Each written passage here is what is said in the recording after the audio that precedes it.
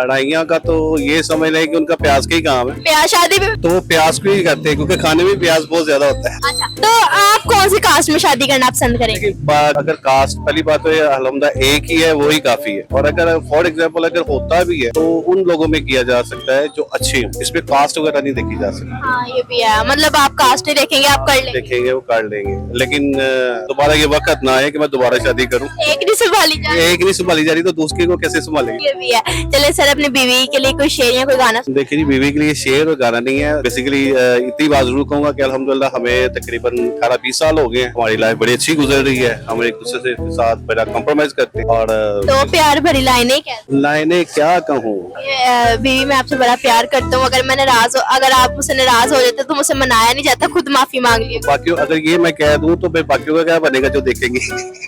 उन्होंने तो मुझे रिजेक्ट कर देना, फिर उन्होंने कहना ये तो अच्छा, इन्होंने वाइड वाइड भी। ले देखे नहीं। बात ये है कि बंदा फिर अपने आप को छुपा के तो रखते ही है ना, ये बात। चले सर, अच्छा लगा आपसे बात Thank you करके। so much. शुक्रिया।